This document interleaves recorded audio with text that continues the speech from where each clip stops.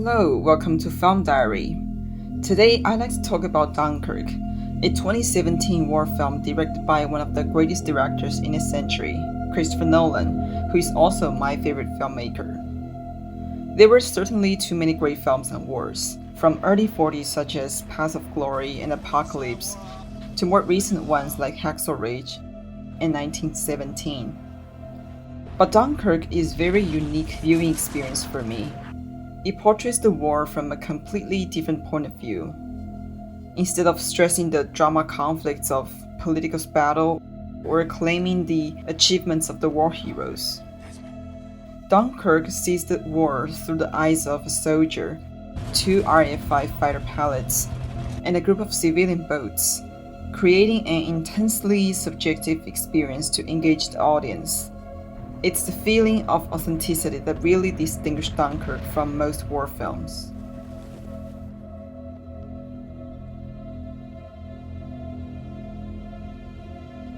The historical event took place in May 1940. The German invasion of France and the Low Countries pushed the BEF, or British Expeditionary Force, with French troops back to the French port of Dunkirk. The mission, called Dynamo, was to get the troops off the beaches and back to Britain. Over 800 naval vessels of all shapes and sizes helped transport troops across the English Channel. Also, because the large warships could only pick up soldiers from the town's isthmus, or send the boats to the beaches to collect them. In order to speed up the process, the British Admiralty appealed to the owners of civilian boats for help. Churchill and his advisors had expected to rescue only 20,000 to 30,000 men, but eventually all 338,000 troops were rescued from Dunkirk. Chris Nolan once said, "The scale is far too big to encompass in a film. There are about 400,000 people involved." So he chose to focus on the survival aspect that makes Dunkirk so unique and narrates the story in a visual language of suspense. The tone has been setting starting from the first scene. To handle the vast scale of mirrored human experiences, the film is fragmented into land, sea, air, three strands that were intertwined over the course of the whole storylines. On the land, hundreds of thousands of soldiers are lining up to be picked up by next warships to get home. As the Germans have air superiority, there was not much opposition when bombing the British soldiers and ships, and some of them managed to escape this hell in their own way. The time frame is a week. At sea, all shapes and sizes of civilian boats volunteer to help rescue soldiers and spend a day arriving in Dunkirk from different ports. In the air, two RAF-5 Spitfire pilots engage in aerial battles to prevent Germans from assaulting the men stranded on the beach and sinking the boats in the water. The 1 hour of Spitfire fight is extraordinarily intense. Everyone involved is managing the situation in their own ways. Soldiers are in panic, desperate of getting off the beach. Ships and boats are battling bombs and waves, rescuing survivors from wrecks along the way. Pilots are carried with high hopes and concentrating on destroying enemy's aircraft. The audience only see what the characters see and feel what the characters feel. They are dragged into an empathetic relationship with characters through the openness of their expression or genuine of their action. But now, to take a step back and get a bird's eye view of the structure. Dunkirk is constructed from a geometric point of view, and here's what they look like in the coordinates. The three storylines run at different pace. Their starting point of time is different, as it should be, reflecting the movement of the story. But the goal is the same, to rescue 400,000 soldiers from Dunkirk, so they intersect in the end. Unlike the traditional way of narrating the story in a chronological order, Nolan cross-cuts scenes from each storyline like these to build up a coherent picture of all large events. They braid together as they are equally important. Three storylines marching forward in their own time and space, creating the rising subjective intensity for audience. This is an unusual but very novel way of handling large events, and it works. As Nolan himself said, he's been working and planning on this in years to not exhaust audience under that 2 hours in theater. I wanted to try applying that very rigidly to the entire film so that we're creating an intensity of experience that accelerates from the audience and carries the audience forward in a way that hopefully they're not used to. And hopefully it's something that, without exhausting the audience, we're trying to destabilize the usual way of watching a film and the usual rhythms of watching a film. And I must say, Christopher Nolan, we're again impressed with your talent and mastery.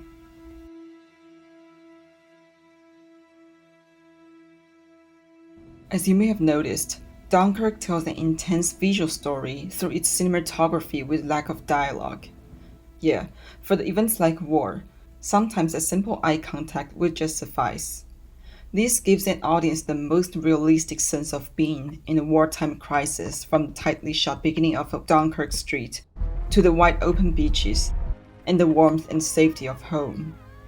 Like Nolan said, what moves the story forward is not just words, it's what you feel. It's not about backstory, it's about in the moment. Dunkirk makes this possible, taking full advantage of the color palette, sound mixing, equipment, and location-based elements of cinematography.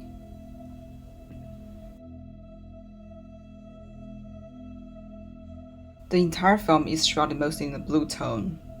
As you can see, there are a lot of blues in the land, sea, air, drab military colors too, which transport the audience back to World War II. This palette tells the audience that the location is unsafe and fearful. But within the scenes shot in English Channel, the home, the color palette is a vibrant goldish warm tint, signifying that the location is safe. Hey! Where are we? Side in! We're pulling in a minute! The film's colorist Walter Volpato has done an excellent job making those subtle enhancements to the original photography to help audience feel the emotions and authenticity of the scene. Majority scenes in Dunkirk were shot using 65mm film camera. Nolan made the most out of IMAX camera for shooting some ultra-wide shots. Tommy, one of the protagonists, takes off, hurtling down a dark street and heading towards Dunkirk Channel. Here followed by a moving establishing shot of the longest, widest beach, with sunlight dazzling off the water, endless dark fences snaking across the sand and out into the water. No matter where the camera moves, Tommy is always inside the shot. The same goes for the shot of enemies dropping bombs. To empathize and engage the audience, the camera switches frequently between the characters' face and what they see, so that the audience feel whatever the characters feel. This is how suspense film is usually carried out. As the soldiers abandon and jump off the ship because of bombs, the look on officer's face is so desperate and dreadful.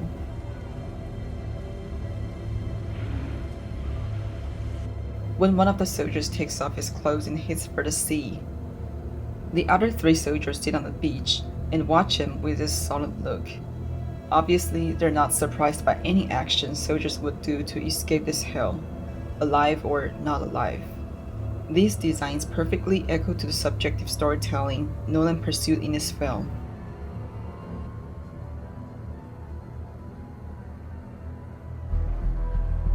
And the soundtrack obviously takes the film to a whole nother level. Hans Zimmer, one of my favorite movie composers, scored majority of Nolan's films, and the one he scored for Dunkirk that's taking advantage of the so-called Shepard tone won the 2018 Academy Award for Best Sound Mixing. Shepard tone, named after Roger Shepard, is a sound consisting of a superposition of sine waves separated by octaves. The higher treble tone fades out as the lowest bass tone starts to fade in. The entire soundtrack was built around the sound effect to create a feeling of ever-increasing intensity that brings the 3 storylines together. It's truly an auditory masterpiece.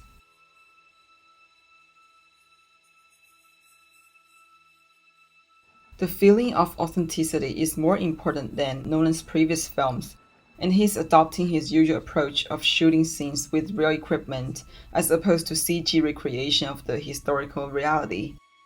The British destroyer featured in this film is actually a French destroyer, as that's the only one they can find. And the team dressed it as well as possible to resemble a French one. In spite of the difference of the size and details from historical record, the feeling of authenticity is what interacts with audience and wash them over through the entire film. It's a world that you can believe in. Also, Nolan himself once sailed a boat just for fun with his wife across the channel, which according to him was ridiculously challenging and a life-threatening experience. That was when no bombs were dropped, and he started to have more respect for those who have actually lived through the war. As the movie said, Well done. All we did is survive. That's enough.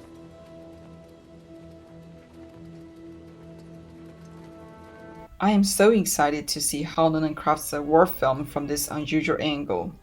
He's always a director I admire and hopefully I can work up to someday. Dunkirk is an absolute 10 out of 10 film for me. Let me know what you guys think in the comments below. Please subscribe if you're into films and want to learn more about filmmaking with Film Diary. Thanks for watching.